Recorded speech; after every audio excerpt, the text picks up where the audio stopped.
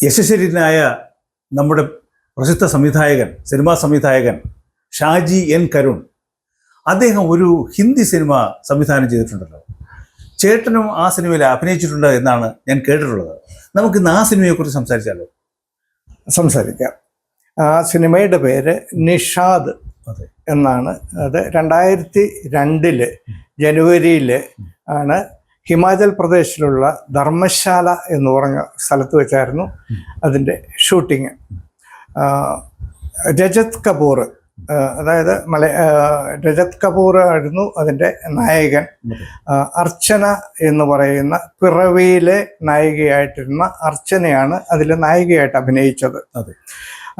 ഞാൻ അതിൻ്റെ അകത്ത് ഒരു സഹനടനായിട്ട് രജത് കപൂറിൻ്റെ കൂടെ 6-7 സീനുകളിൽ അഭിനയിക്കാൻ സാധിച്ചു. അത് വലിയൊരു അനുഭവമായിരുന്നു അത്. അതായത് ഹിമാചൽ പ്രദേശിൻ്റെ ഭംഗി, മൊണാസ്ട്രി, അതായത് മൊണാസ്ട്രി ഒക്കെ അത് ഇതിൻ്റെ അകത്തൊരു ഭാഗമായിട്ട് വന്നതാണ്, പിക്ചറിൻ്റെ അകത്ത് വന്നതാണ്. അപ്പോൾ ഈ ഫിലിം ഇന്ത്യയിൽ പ്രദർശിപ്പിക്കാൻ തിയേറ്ററുകളിൽ അനുവാദമില്ലായിരുന്നു. കാരണം അത് എന്തൊക്കെയോ സാങ്കേതികമായിട്ടുള്ള ഒരു കാരണം, വളരെ മനോഹരമായിട്ടുള്ള ഒരു സോഷ്യൽ സബ്ജക്റ്റായിരുന്നു. ഒരു അച്ഛൻ മകനെ നഷ്ടപ്പെടുന്ന ഒരു അച്ഛൻ്റെയും അമ്മയുടെയും വേദന.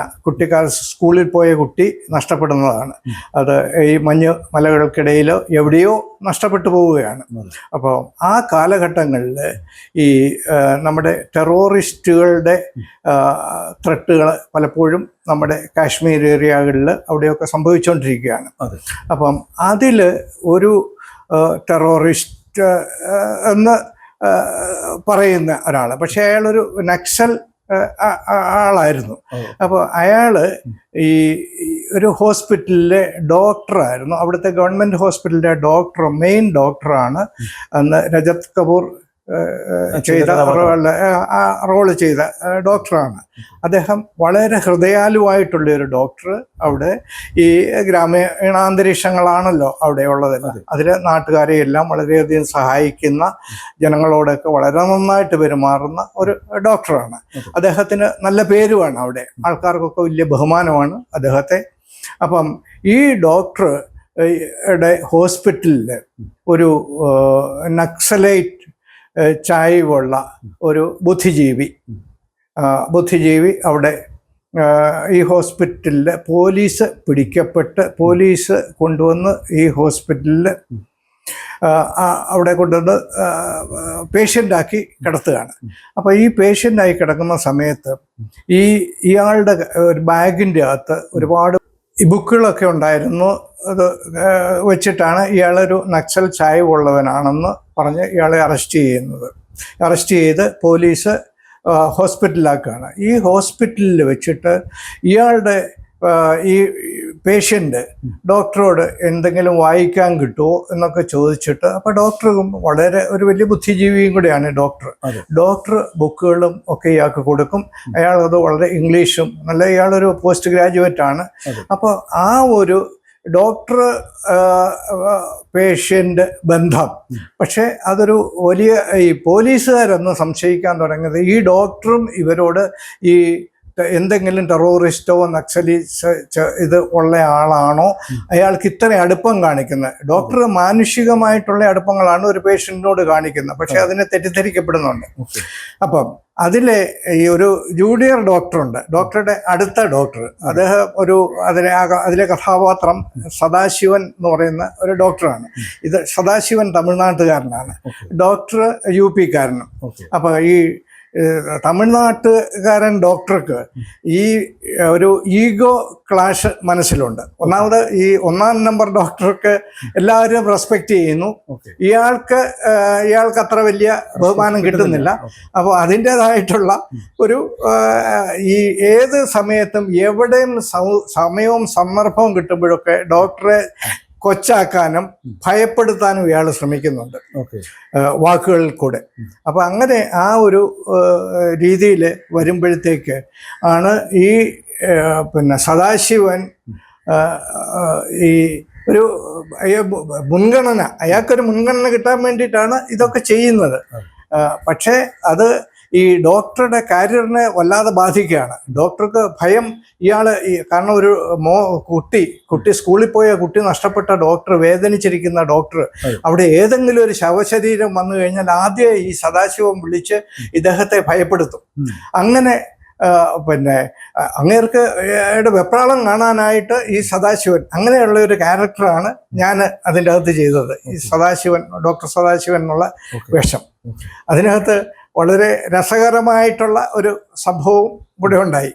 അതായത് അത് എനിക്ക് പറ്റിയ ഒരു മിസ്റ്റേക്കുകൾ ആയിട്ട് തന്നെ കരുതാം.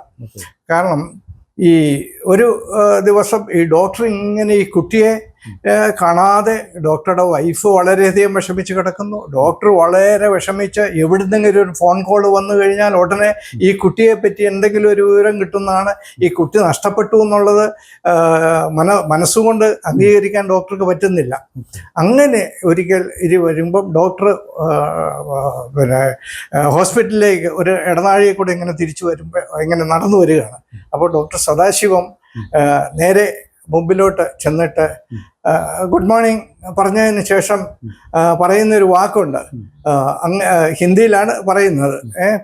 ആപ്കെ ലിയേ മോർച്ച് മേ ഏക് അക്കടി ഗുരി ഹുയി ലാജ് പടി ഹേ എന്നാണ് പറയുന്നത്. ചീഞ്ഞളിഞ്ഞ ഒരു മൃതശരീരം അങ്ങയെ കാത്ത് മോർജ് കിടക്കുന്നുണ്ട് എന്ന് ഈ സദാശിവം പറയുകയാണ്. അപ്പോൾ ഡോക്ടർക്ക് പെട്ടെന്ന് ഈ കുട്ടിയെയാണ് ഓർമ്മ വരുന്നത്. ബച്ചാ ഹേ എന്ന് ചോദിക്കുന്നുണ്ട്. നൈ നൈ നൈ ഏക് ബുഡിയ ഔരത്ത് ഹേ എന്ന് പറയും. അതെ അതെ, ഇതാണ് സീന്. അപ്പം ഈ മോർജുമേ പഠിഹേ എന്നാണ് നമുക്ക് സ്ക്രിപ്റ്റിൽ നേരത്തെ തന്നിരുന്നത്. വളരെ നന്നായിട്ട് ചെയ്യണം എന്നുള്ള അമിതാവേശം കൊണ്ട് ഇതെല്ലാം കാണാതെ പഠിച്ചിരുന്നു. നേരത്തെ തന്നെ ഷാജി സാറ് സ്ക്രിപ്റ്റ്, എൻ്റെ റോള് എല്ലാം തന്നിരുന്നു. അത് കാണാതെ പഠിച്ചു വെച്ചിരുന്നു. ഈ ഡോക്ടറെ കണ്ടു കഴിഞ്ഞിട്ട് ഈ പറയേണ്ടത് ഗുഡ് മോർണിംഗ് പറഞ്ഞതിന് ശേഷം ഈ ബോഡി ചീഞ്ഞളിഞ്ഞ മൃതശരീരം ഇവിടെ കിടക്കുന്നു എന്നാണ് വിളിച്ചു പറയേണ്ടത്. അതിന് ഇപ്പം ഈ മോർജ് എന്നുള്ളത് ഷാജി സാറിനെല്ലാം പെർഫെക്ഷൻ വേണം.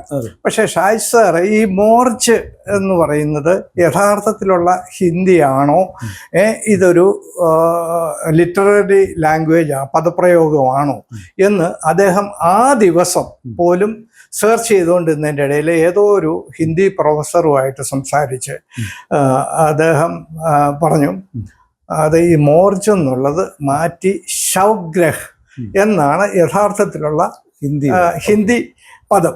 അപ്പം ഈ ഷൂട്ടിങ്ങിൻ്റെ കുറച്ച് സമയം മുമ്പാണ് ഷാജി സാർ എന്നോട് പറയുന്നത്, ഇത് മോർജ് എന്ന് പറയരുത്, ശവഗ്രഹം എന്ന് പറയണം.